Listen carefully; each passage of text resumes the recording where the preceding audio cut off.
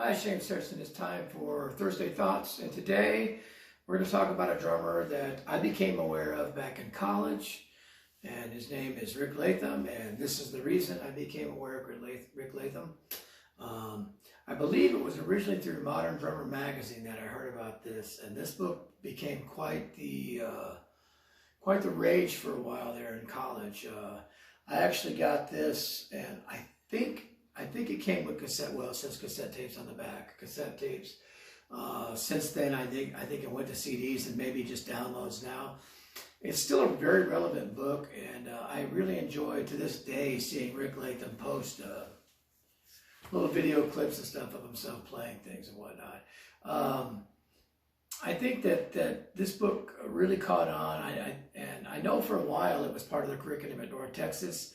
I think Rick was there and on staff and stuff for a while, but I think the book is still part of it. I know it was part of it for a while because I remember looking at the entire curriculum because I did a whole research paper on comparing college curriculums. But anyway, I use this book a lot with different students and stuff like that and whatnot. And what I like about it is it kind of went through, I don't want to say a rudimental approach, but it does have some definite rudiments and stuff applied, but it became kind of this approach to the drumming that kind of led to, I guess you'd say, some of the drummers that were very, very popular during that era of the early 80s. And I'm talking like Steve Gadd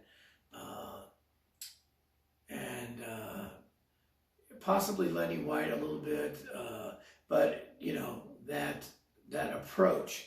And I still, to this day, every now and then will pick up this book and just run through a page or something like that, just to kind of be refreshed on it. You can see it's a little bit worn. It's actually torn on the cover there. There's a second book that came out that was blue, and I think it was called Contemporary Styles or something, Contemporary Style Studies or something like that. And I have it, but I don't, off the top of my head, I don't remember the name of it. But I just really like the breakdown of this, and I actually would make students do more than what it asked for, just because I felt that the way it was fundamentally laid out with, once you got through the introductory exercises, when it got to the fixed hi-hat patterns and stuff, I really liked how it started off. Pretty simplistic. I would make really young students do this with quarter notes and then apply the samba type pattern to it, if you want to call it that, the dotted A16 type pattern. And anyway, it just went through this logical approach that really built up a lot of things. It's pretty old. It's handwritten. I don't know if it's been updated at any point, but, and then it goes through, it has a transcription section in here of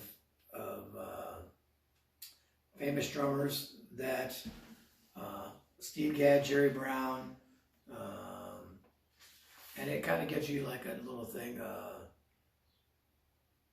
see here, David Garibaldi, Harvey Mason, that's another, for the Brecker brothers, that classic style of drumming, Carlos Vega, Peter Erskine, Jerry Brown, Paul Lime, Richard Moon, Calhoun, and Ed Green. And the Ed Green one is Shake Your Body Down to the Ground. And again, I don't know that all these transcriptions are perfect. I'm sure they were what he heard at the time. Now we know that people can go on YouTube and see stickings, but back in the day we didn't have that video access, and so it was just listening and trying to figure it out. Sometimes you didn't know if a hi-hat was with the foot or with a hand and stuff like that.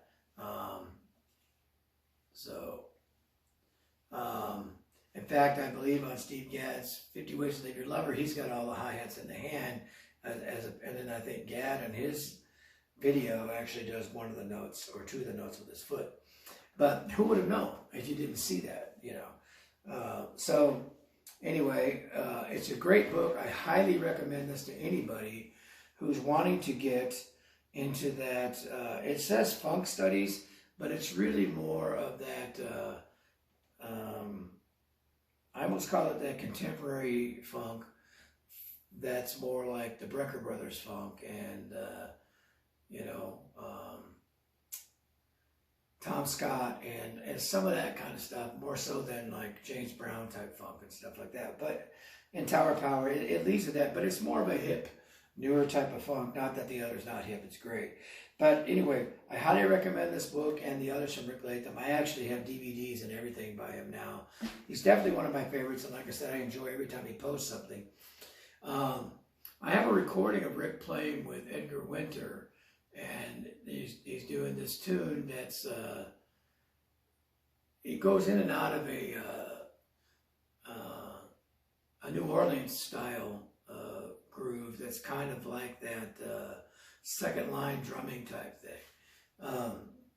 But anyway, you know, what I'm talking about today, if you really want to learn about getting some nice hand and control of your double strokes and stuff like that, applied to drum set, this is a great book on getting you some ideas. Of course, I'm assuming that a lot of your double strokes and everything would be in good shape before you would try to attempt this. So, but I highly recommend it. So, Rick Latham, amazing drummer. He just posted something like maybe a week ago where he was just playing a bunch of rudimental stuff on a pad that was very flam oriented. It was great. It was fantastic. So it's one of my favorites, and I don't know him personally. I think I've met him before. I know I've met him before, just in passing at a PASIC or something like that, and I've seen him do clinics before and stuff. But it's definitely a timeless book in my opinion, and in an era where people look at videos and stuff like that instead of books, look up Rick Latham and then do yourself a favor and go, wow, how did he get to that way?